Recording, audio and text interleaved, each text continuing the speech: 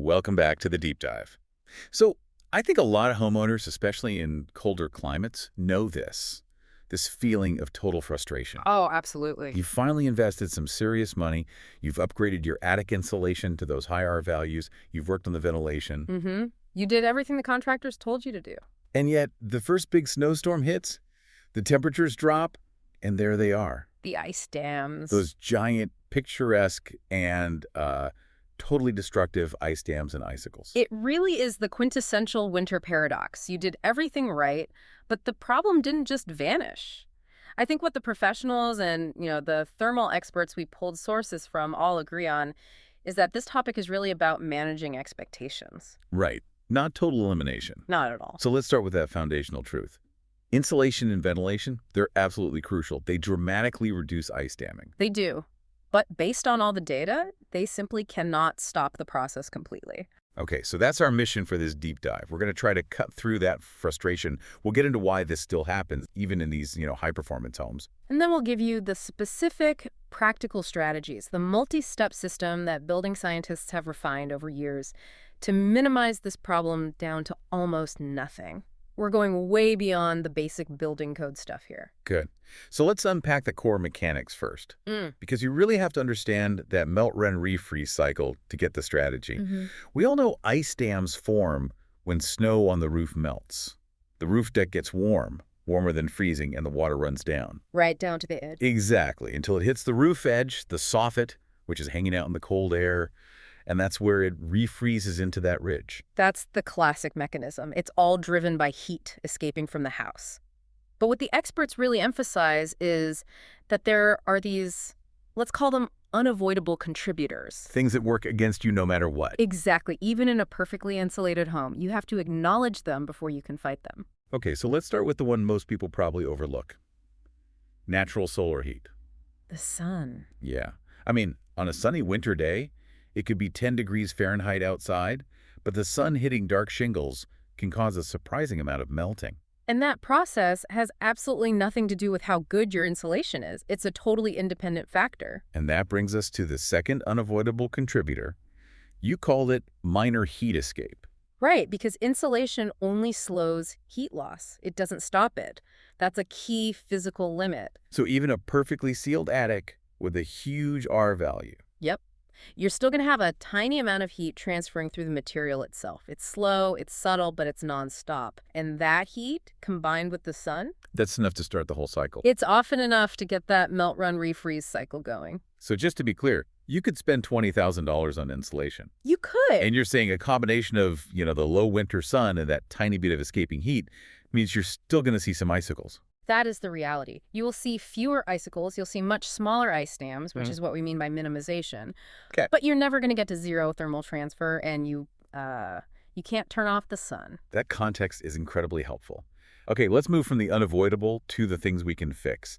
The structural issues that take a minor problem and, turn it into a crisis. Right. Architectural vulnerabilities. These are the things that really exacerbate the problem. So you might have great deep insulation across the main attic floor, but then you hit these structural bottlenecks. The first big one is what we call tight spaces. Like cathedral ceilings. We hear builders complain about those all the time. Cathedral ceilings and, even more commonly, those really tight soffit areas at the edge of the roof. From a heat loss perspective, what makes those spots so bad? It's just a space problem. I mean, professionals want 16 to 18 inches of insulation depth to get the R value they need in a cold climate. 16 to 18 inches. Yeah. But in those tight eaves or a cathedral ceiling cavity, you might only have 4 to 6 inches of usable space. Oh, wow. You're trying to fit a heavy winter coat's worth of insulation into a space the size of a glove. It just doesn't work. Less space means a huge drop in R value. And that heat goes straight to the roof deck. Exactly where the ice dam wants to form. And then, if that wasn't bad enough, the problem gets way worse if you have mechanical equipment up there. You mean like ductwork in the attic? Precisely. If your ducts, or even worse, your furnace or air handler, is physically sitting in the attic. The experts say that equipment basically acts like a giant unintended space heater. Even if the ducts are insulated. Even if they're insulated, they're still radiating heat into the very space you're trying to keep cold. It just speeds up the whole snow melt cycle right at the source.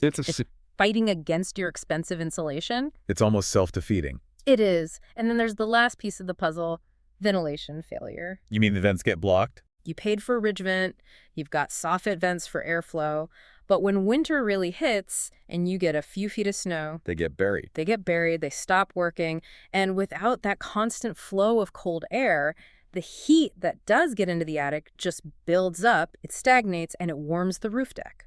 Okay, so since total elimination is off the table, let's pivot to the solution. The proactive long-term fix. What does that specific step-by-step strategy look like? You called it the 4-pillar strategy. Right. This is the system that pros have really refined over the last, say, 15 years, and you have to do it in the right order. Pillar 1, which feels like the most critical starting point, air sealing. Air sealing the attic floor. You have to stop the warm indoor air from leaking up there in the first place. This is the foundation, isn't it? You can't skip this. You can't. If you don't seal up things like, where your wires and pipes come through, chimney chases, those old recessed light fixtures, warm, moist air is just rushing into the attic. It's called convection. So the insulation doesn't even matter at that point. It's functionally compromised. The air is just bypassing it entirely. So, yeah, stop the moving air first. Okay, so once the floor is sealed, we move to pillar 2. Baffles. Install baffles in every single rafter bay. Let's quickly define that jargon. A baffle is what, exactly? It's basically a channel. It's a rigid piece of foam or plastic that you attach to the underside of the roof deck right at the eaves. Its only job is to hold the insulation back. So it creates a clear path for air. Guarantees it. It ensures air can flow freely from the soffit vents, where the outside air comes in, all the way up toward your ridge vent. It's like a dam for the insulation itself, keeping the airway open. Perfect analogy. Okay, pillar 3. High R-value insulation, and we're talking about depth here.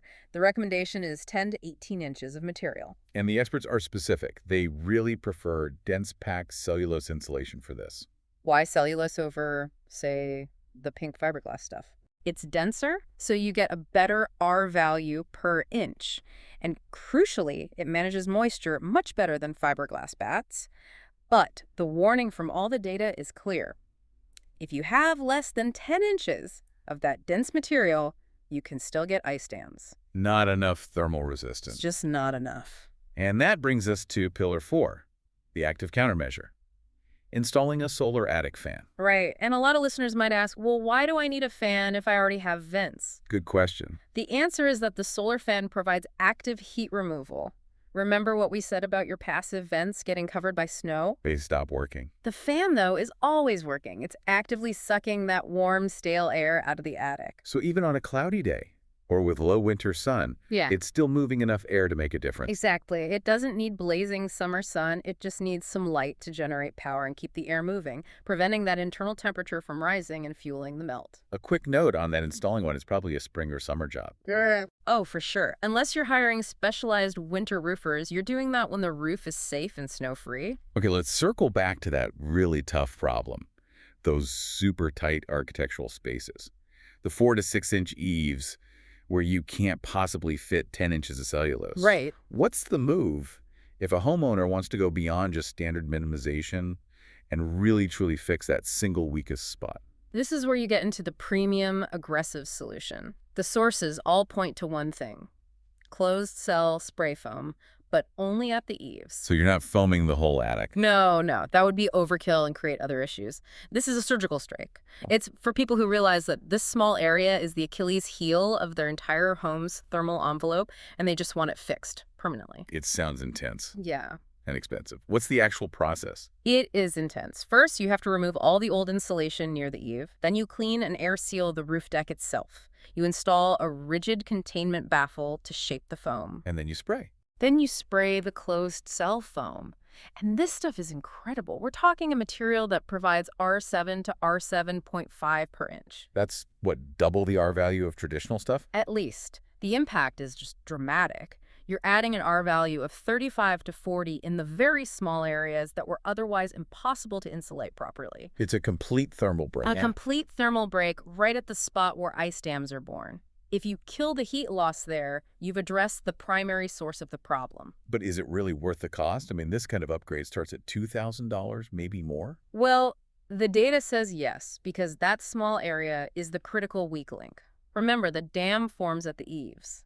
if the only warm spot on your roof is that bottom 4 feet. The dam will form there every single time. Every time. So that $2,000 plus investment is targeting the one structural failure point that conventional insulation just can't fix because of the space constraints. Okay, let's shift gears completely. Let's talk about the emergency reality, because sometimes prevention isn't in place in time.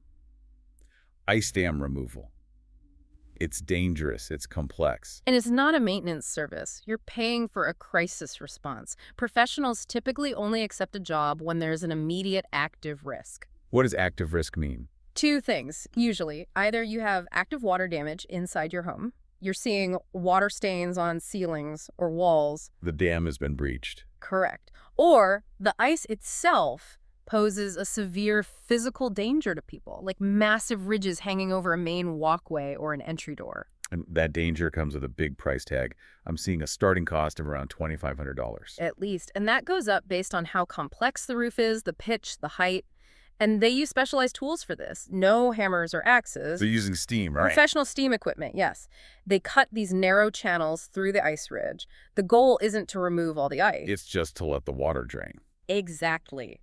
They remove just enough ice to allow the water trapped behind the dam to drain freely. It's about mitigating the immediate risk, not making your roof look pretty. And this brings up a really critical point on risk management for the listener. If you know your home has an ice and water shield under the shingles, and the forecast says it's going to warm up in a few days, You might be better off just waiting. Let it melt naturally. And instead of spending that $2,500 on an emergency fix, put that money toward the permanent solution we just talked about. like the spray foam upgrade. Precisely. It's a much wiser long-term investment. That is sound advice. And also, check your homeowner's insurance. Some policies do cover ice dam removal if it's to prevent further damage. A very key thing to know before you're in a panic and making that call. So when do you make the call?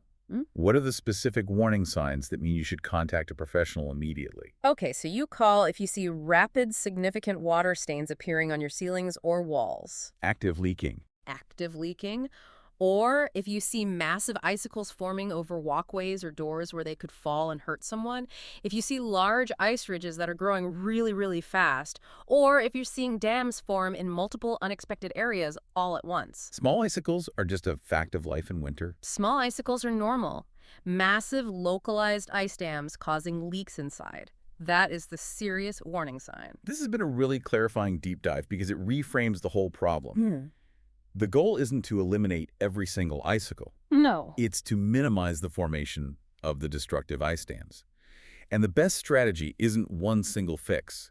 It's a system. A multi-component system. You've got rigorous air sealing. You've got high R-value insulation, ideally at 10 to 18 inches of cellulose. You've got baffles in every single rafter. And then you add that active solar fan. Exactly.